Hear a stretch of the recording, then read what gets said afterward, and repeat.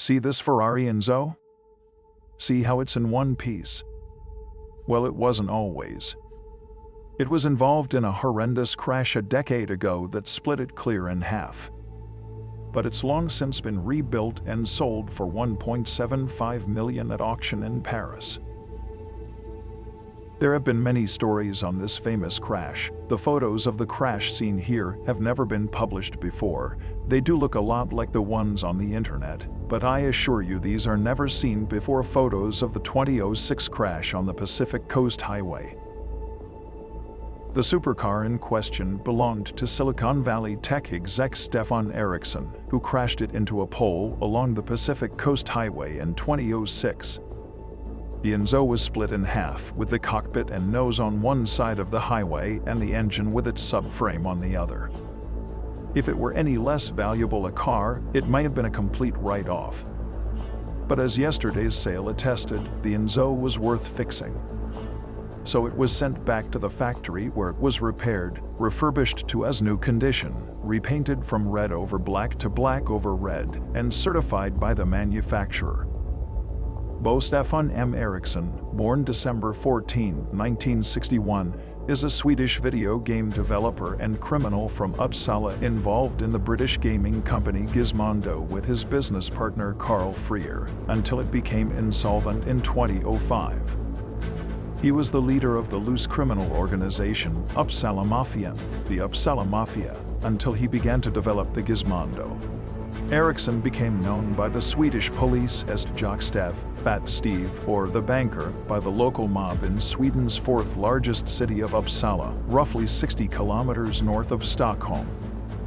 An auto body shop worker, he started his criminal career with thefts and a 3-month prison term in 1981. Followed in 1988 by another term of 3.5 years for cocaine and arms-related convictions. In the early 90s, Errickson became the head of a group the Swedish press dubbed Uppsala Mafian, the Uppsala Mafia or Uppsala Mob, which was responsible for high-profile and violent crimes, up until then rarely seen in the country. Known as a playboy, he often showed off a 1,200 horsepower, 63-foot Sea Ray offshore race boat with a top speed of 56 knots or 64 miles per hour. He named it Snövid Swedish for Snow White and docked it on a small river in downtown Uppsala.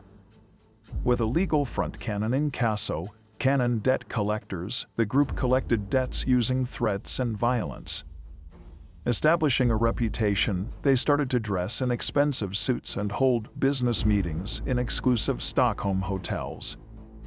Attempting to defraud the Swedish bank Giro Central of 22 million.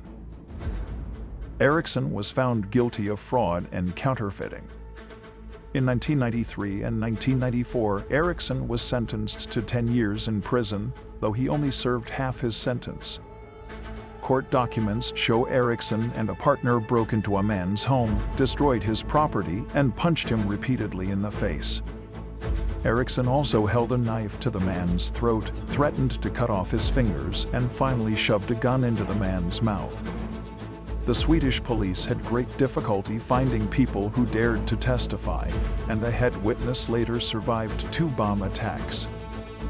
On February 21, 2006, Errickson lost control of an Enzo Ferrari sports car valued at over $2 million in USD while allegedly driving drunk at a high speed along Pacific Coast Highway in California.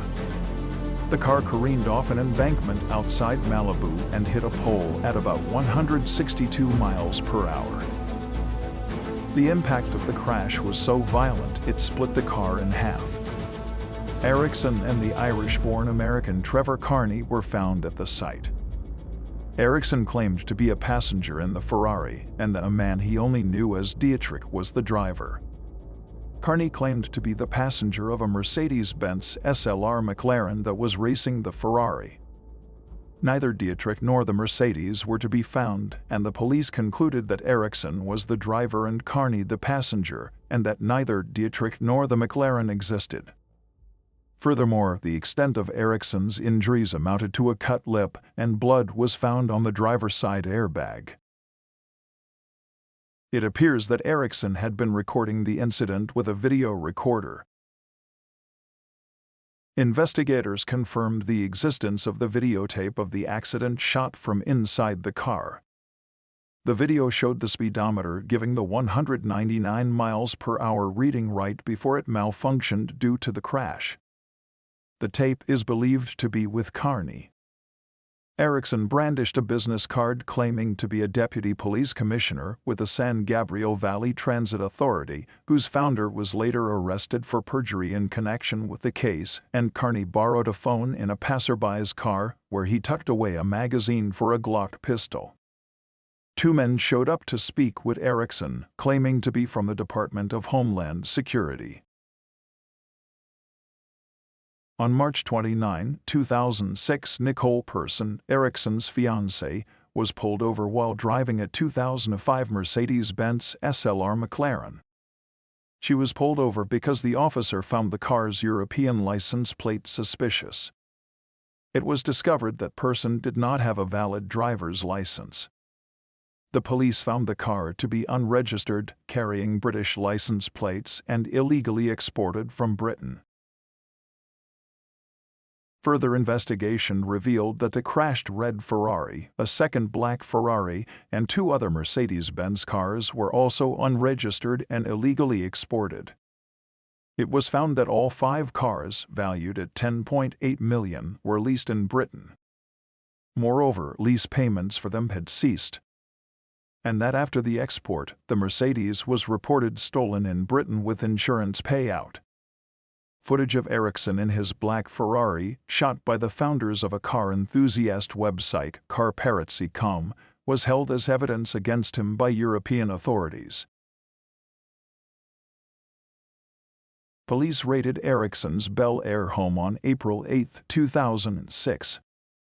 Errickson, preparing to leave the U.S., was arrested on suspicion of embezzlement, grand theft auto, drunken driving, cocaine possession, and weapons charges stemming from a Magnum handgun encountered during the search. He initially faced up to 14 years in prison, which was later reduced in a plea bargain. In May, misdemeanor hit and run and driving without a California license and insurance were added in relation to a Porsche Cayenne allegedly driven by Errickson rear-ending an SUV near his Bel Air home on January 4.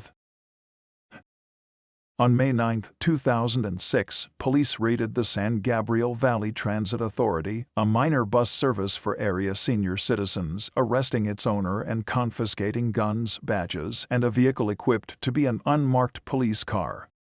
On November 3, 2006, a mistrial was declared after a 2-week trial when the jury was deadlocked 10-2 toward convicting Errickson.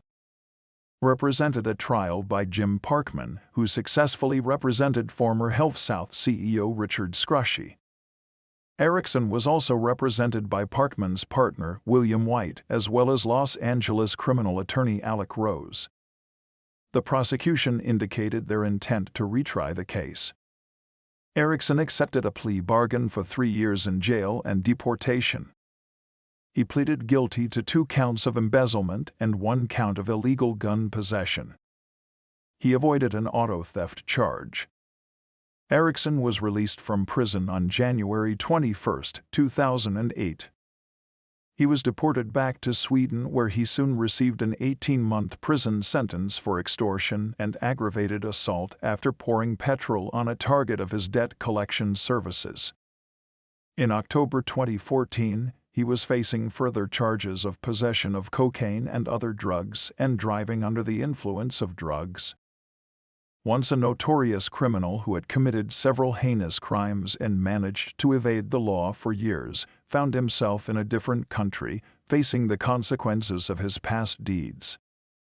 After a long time on the run, the criminal's past finally caught up with him. The justice system may have taken a long time to catch him. This story is a reminder that those who think they can run away from their past and escape justice should realize that their actions have consequences and that the law will eventually catch up with them. In the early 2000s, I traveled the Pacific Coast Highway from Ventura County to Los Angeles daily for work. I came upon the Ferrari crash that morning. The CHP had shut the coast highway down, so I took these photos. I walked up to the car. I even talked to Errickson. Funny thing. As I was driving home from Los Angeles that day around 2 o'clock, I saw the Ferrari again at a gas station in Santa Monica. That's the final photo of it on the truck bed. And then to learn the history of the crash and how it became